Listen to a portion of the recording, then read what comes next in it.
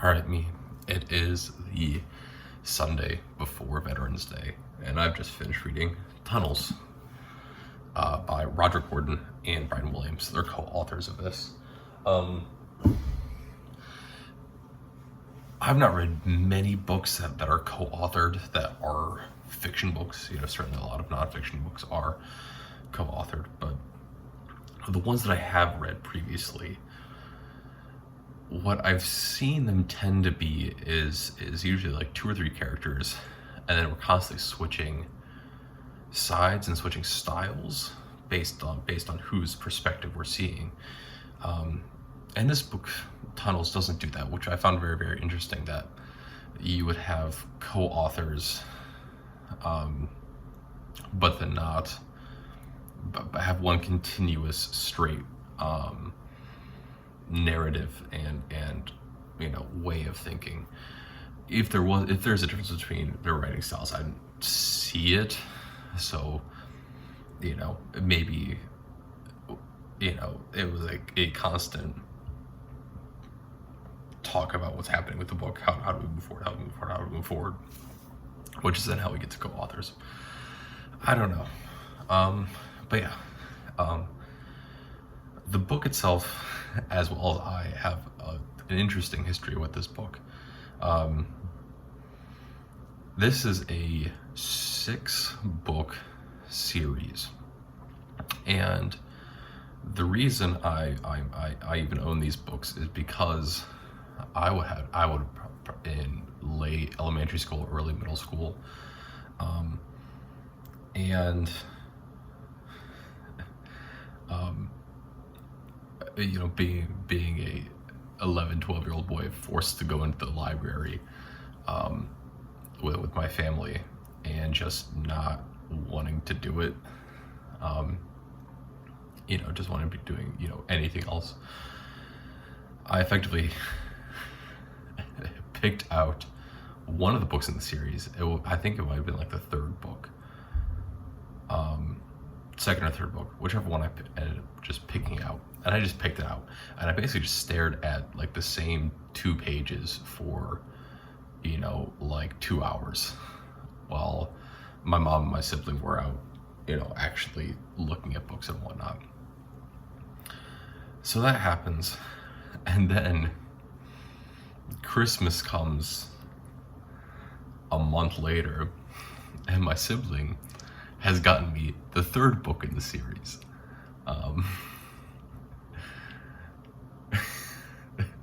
And so, you know, for a decade, I had just the 3rd book in the series, and I had never read it.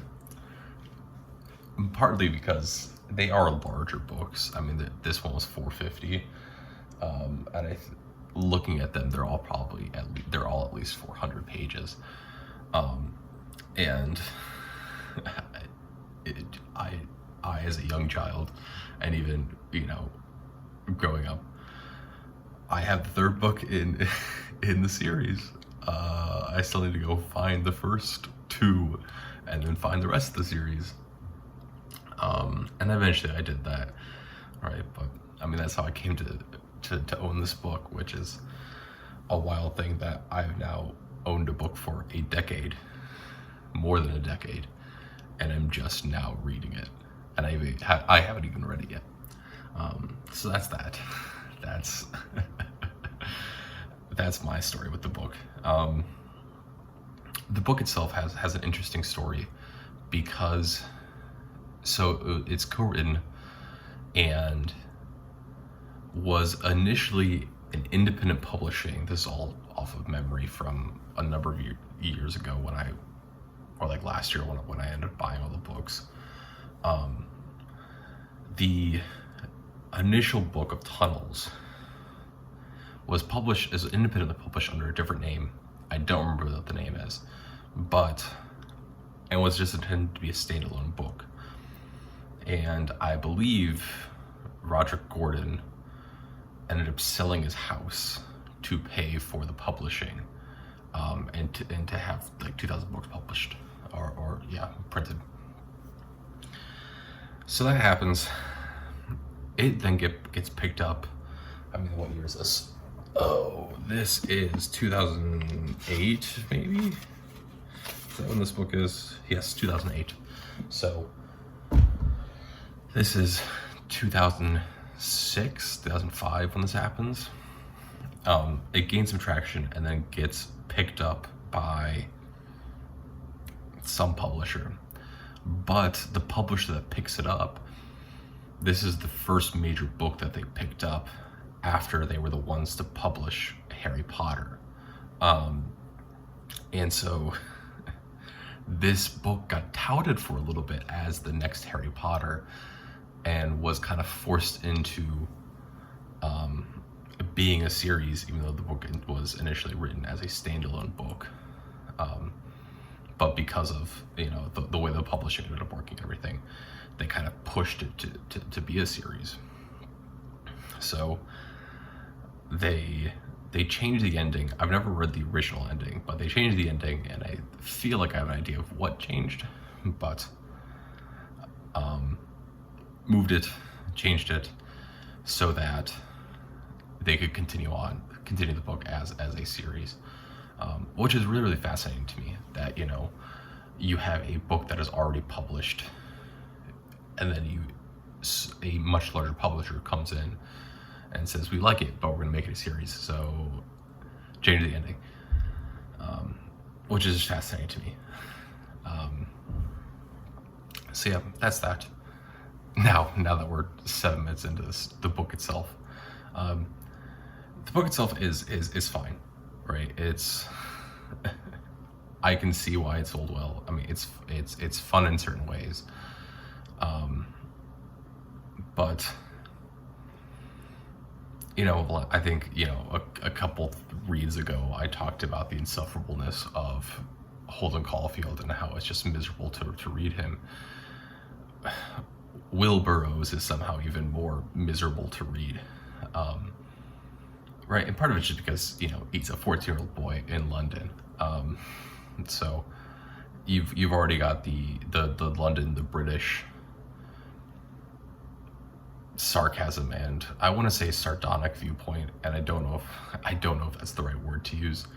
I don't even know if that even makes sense, but has this very British viewpoint of the world, but then also is 14 years old, and is also struggling a lot as a kid. So you got all these things that are kind of layered up, and it's just he's not fun to read. But you know, the story follows Will Burroughs. Feels like he doesn't fit in, doesn't really have any friends. Besides, he eventually befriends Chester. That's a whole other story. But he loves to dig. He doesn't do it because, you know, he wants to find things. Really, he just digs to dig, and he enjoys what he finds, but that's not the main purpose of it. He gets this from his father, who's an archaeologist, loves digging. Eventually, as it goes along, Will and his father effectively stumble into a new world order, effectively, that historic Londoners from this very specific point in suburb of London felt that the world was going terribly, and so built an underground world, and have been preserving, you know, the Victorian style of life, just underground. And then it kind of goes from that of like, oh, that's, you know, a really fascinating thing of, you know, there's this whole underground world that hates people that live on the surface because they're destroying the climate, they're destroying everything. And then it kind of develops into, oh, there's this whole other race and history involved with this, where there's also ancient civilizations that exist, that also were living underground, and everyone's been living underground for the entirety of mankind, sort of deal, which I guess. It expands the world, but I don't think it expands the world in a good way, right? It seems to me like a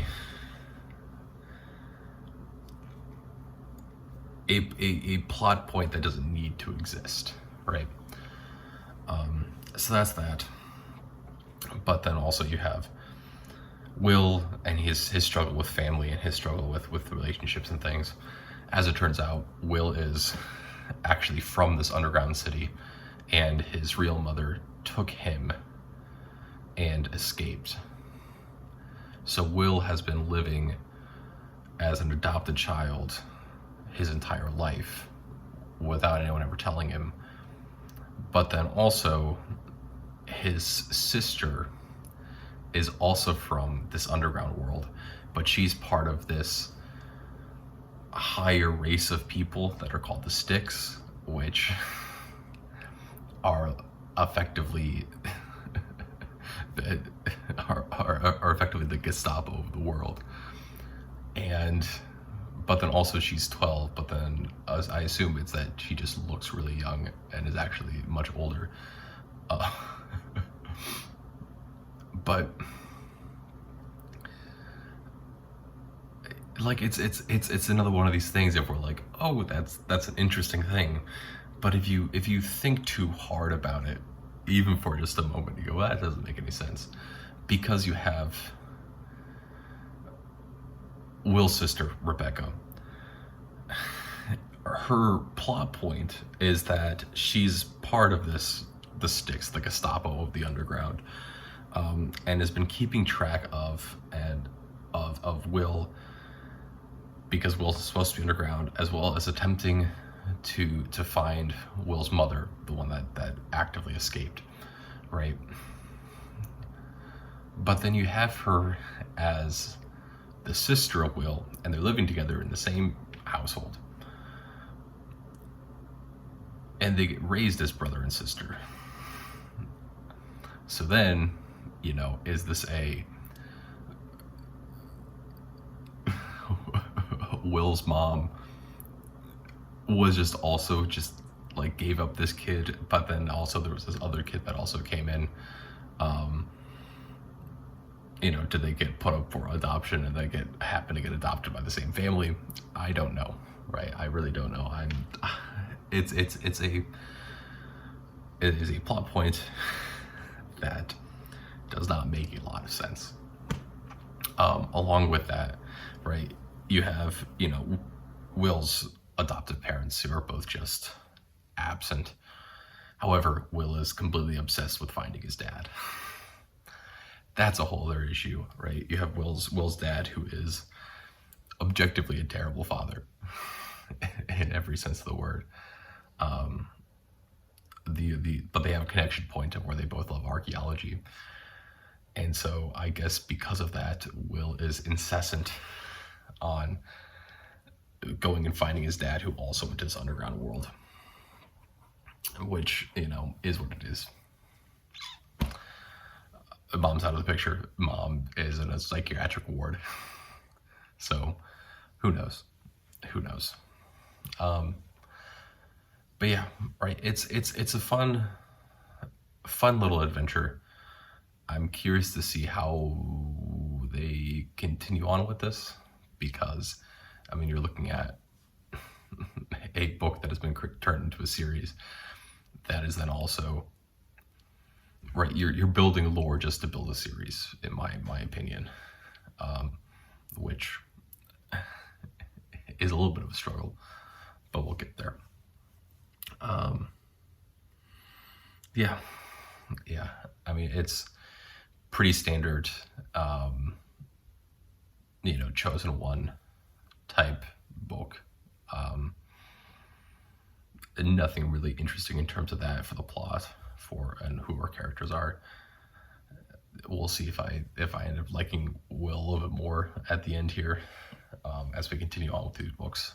There's also Chester. I like Chester a lot. Chester is Will's friend that is forced to go along effectively, and Will, because he is the lost son, ends up getting out of jail and then being able to live with the family for a long time, and is able to go and plan all these things, and eventually gets back into the top world and all this. The entire time, Chester's in fucking jail. And it's Victorian jail. So Chester's losing his mind. But Chester's still there. Chester's still working through it. And now this book ends with them being forced on a train and then going further into the Earth's core. So yeah, we'll see how it goes. It's, I think the best way to describe this is it's very much, as from what I'm picturing from the description, is that it's very like a steampunk Chosen One type, which is fun and it's nice. But we got 5 more books to go.